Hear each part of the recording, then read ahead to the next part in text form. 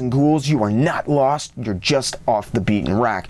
Now, the very first episode I ever did of Off the Beaten Rack was about a magazine called The Creeps, and I thought it would be really fun to come back a year later and see what, if anything, had changed, because I don't pull punches. I wanted to be honest. I love the magazine, but I did have some critiques, and it's almost like those guys watched my original video and we're like, yeah, he's got some really valid points. Let's basically change all of that. It's awesome. So we start off with this cover. I know it was done in 1990. I don't remember if this was a personal piece or if it was for some actual project, but it's by Ken Kelly. If you don't know who Ken Kelly is, he did a ton of covers for Eerie and Creepy, which is obviously Warrant magazine. And, you know, obviously this is Warrant. They are doing a new Warrant magazine that's not a Warrant magazine. The cover is awesome, and Ken Kelly is obviously, if you don't know, he's the nephew of Ellie Frazetta, which was Frank Frazetta's wife, and he studied under Frank Frazetta for a number of years in the 70s, I believe. So I'm gonna butcher some names throughout here. I apologize. Nick Polowico, kills this inside cover. I love these inside covers, by the way. I just cannot get over the fact that they actually went to the lengths they did to reproduce the aesthetic and feel of those original Warrant magazines that matter so much to me. I found so many of my favorite artists inside of those pages. So it's really cool to see somebody carrying on that tradition, and these guys continuously have some of the best artists that I've never heard of. I just love it. So they've stuck with the old newspaper print paper, which I think is a great choice. It feels wonderful with the magazine. The printing does feel like it is much cleaner. I can read the art. The black to white is better. The smudging is quite a bit less. And I feel like I'm seeing more of a gray dot bend-a-tone feel on the printing. That is super cool. I love going with the old newspaper print, but cleaning it up just the slightest bit to really let this stuff shine was a great idea. One of the major things that I had said in my original review of the magazine was I thought that they should be doing a second magazine.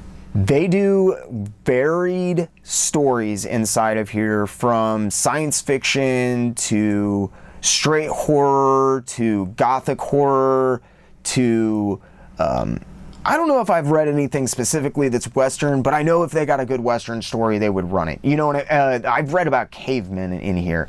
So the breadth is neat, but it feels jilted sometimes, like hopping from story to story. And I said, it would be really nice if these guys had a second magazine that they could delineate, one to be more just straight horror, and then the other to be more, weird science fiction and all of that stuff. The old EC, you know how they used to split stuff up. And bam!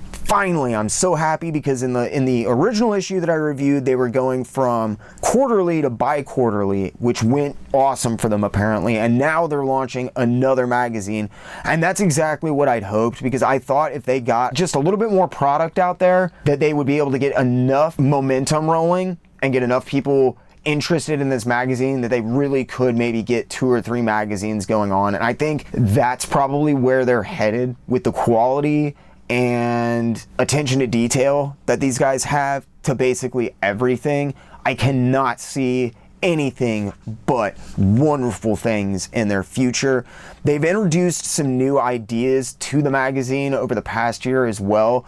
They're doing adaptations of classical horror stories from Gothic, turn of the century, late 1800s, early 1900s. They're probably all public domain, I would assume. And some of them are not so great. Some of them are amazing. I think they're finding their sea legs, and finding some of that stuff that really works for adaptation is just hit or miss, and they don't have the money to chuck out stuff that maybe doesn't work 100% perfectly. They also addressed another one of my big problems that I had with the magazine, in the sense that my favorite story when I originally read the first issue that I reviewed, after I finished rereading it and rereading it and rereading it for the review, it ended up being my least favorite because it was just too rushed. It felt like it was missing about 2 pages. They have expanded all the stories. They give the stories however much length they need, they seem to get at this point.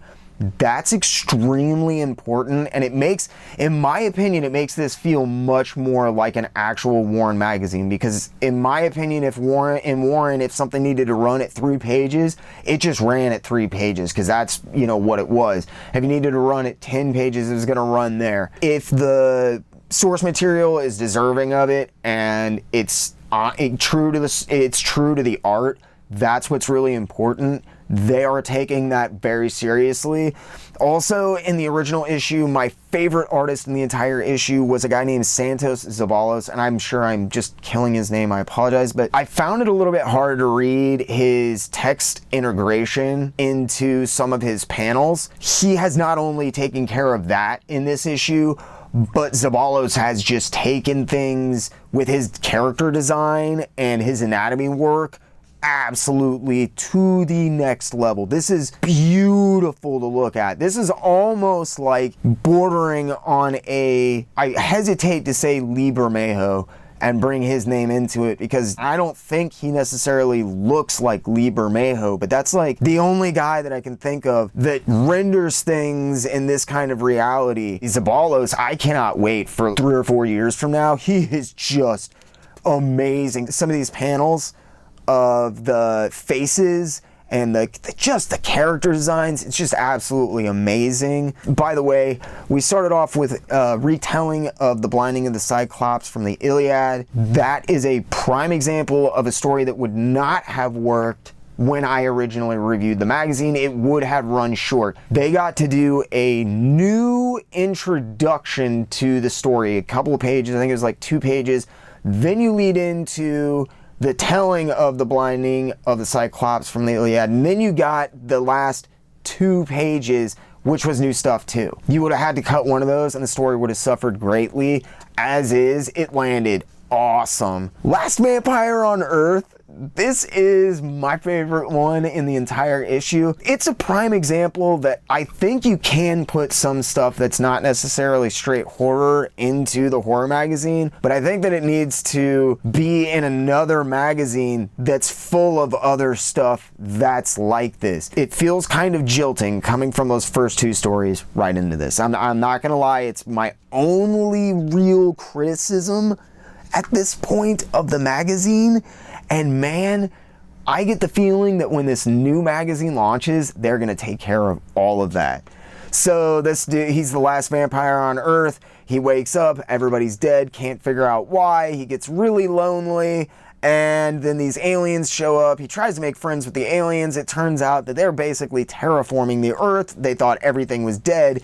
They released this gas, I think, that kills everything, but it didn't kill him because of course he's undead. So they suck his internal organs out through these suckers that they put onto his body. It's great. They're vampires. They eat his internal organs. It's awesome. The House with the Brick Kiln. This is one of the Gothic adaptations. I think it's from 1912. It's by E.F. Benson. Never heard of him. I don't read enough turn of the century horror to even know if that is somebody, but really amazing art. The storytelling, the readability, the eeriness, the detail in the horrific aspects as opposed to the simplicity of the non-horror aspects are absolutely amazing. Nick Polowitko, I don't know who this cat is.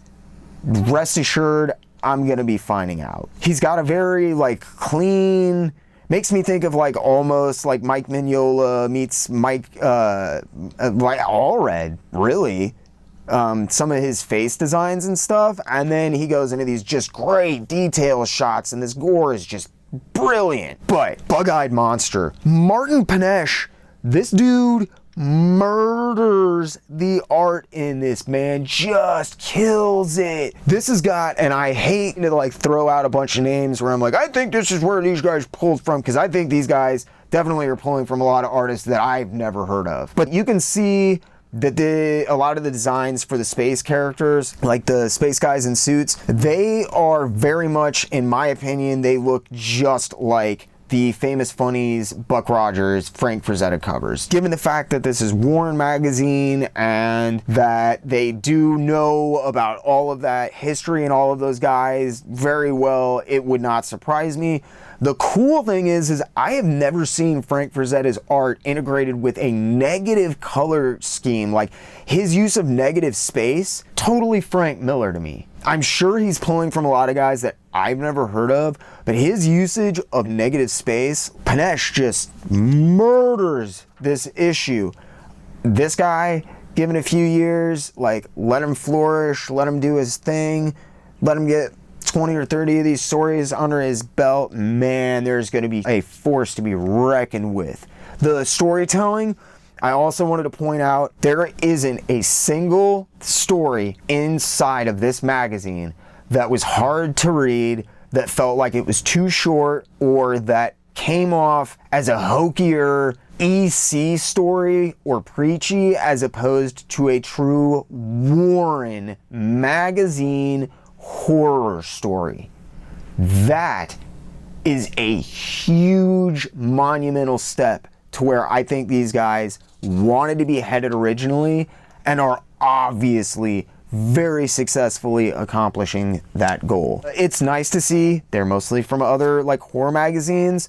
There are not as many Frank Frazetta museum ads anymore. Good for them. I think they've secured some more funding and advertising. The short stories from the fan club that you write in, they're still in here. This one wasn't very good. I just could not stand it. It's supposed to be playing with words and it just comes off condescending more than anything. I didn't like it. I will say though, I'm gonna be signing up. I totally always forget about this, and every month I'm like, yeah, I'm gonna pay these dudes $20 and I'm gonna join their, their fan club. I really got to do that. Wreck story wise, I don't know, it's not super weak as compared to everything else in the issue. This is definitely my least favorite story, but the art in this is so readable, and it would have been so easy to go over the top and make this just dumb and strange. And even though I'm not like a huge fan of the way he designed the demon with the sparse details and stuff, I like the far off shots, like his silhouette pieces. They're very cool. But man, the faces in this, Nick Polico is a wonderful storyteller. And it's awesome, like that panel right there, when I was reading it, I was just like, oh dude, that is masterfully laid out. The negative space around the head, the way that he designed everything, it could have been so easy to just go over the top and kill it with details and lose the this horrified face, the look in his eyes, the horror as he sees these things. It's perfect. It is a perfect panel. Like I said, this is probably my least favorite story from the entire issue, but man, even in this, I stopped and I was like, that panel right there is worth owning this magazine for, period. I thought this was funny. I don't know if that's an intentional like Godfather or not, but that is definitely like that looks like Brando from The Godfather for me. So that is this issue of The Creeps. I really want to point out again, if this magazine sounds at all interesting to you, please go out and pick it up, give it a shot. I think that everything about this magazine is detail oriented. I think these guys are passionate about what they're doing. I think that they're getting better with every single issue. I think that they're taking the money that they make and reinvesting it and doing things for the magazine and the company. It is really, really, really cool to see these guys growing. It is, bar none, the best anthology piece that I know of that is out on the stands right now. It is consistently good. There are no major stones that I can throw at this magazine as far as what you see for the stories inside of these pages. That is saying something unto itself. I want to, if anybody from the Creeps is watching, I want to congratulate you on the amount of growth that you have shown inside of your pages over a 12-month period. It is absolutely astounding. I will be sticking with you, and I cannot wait to see what you guys are up to in 5 years, 10 years, 15 years.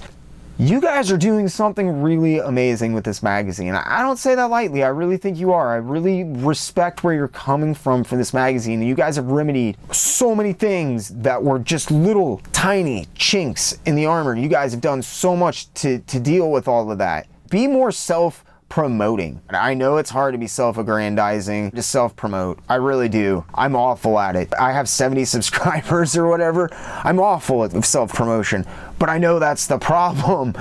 I'm not good at self-promotion. So let me see more of you inside of this magazine and interact with me more. It probably won't be tonight because I gotta, edit all this stuff. But I am gonna write you guys a letter. And I haven't written a letter to a comic or a magazine in 20 years, man. So thank you for putting out this magazine. Thank you for continuously making it a better magazine. And thank you for giving me something that I feel like I can get on board with and really wholeheartedly embrace. It's awesome. Thanks so much for sticking with me. I really hope you enjoyed. I will stick a link to the Creeps website down below. Keep an eye out for their newest magazine. I hope you enjoyed. If not, tune in tomorrow. Totally different video about a totally different issue. If you did, do me a favor, hit that like button. If you really liked what you saw, Hulk smash that subscribe button. If you do that, ding the little notification bell so you keep up with these doses of trivia and new comics and just, there's tons of stuff coming out on the channel at this point. So hit that notification bell. Thanks again for sticking with me. I hope you enjoyed, and as always, I really, truly, and honestly ask only two things. Keep hitting those local shops and keep reading comics.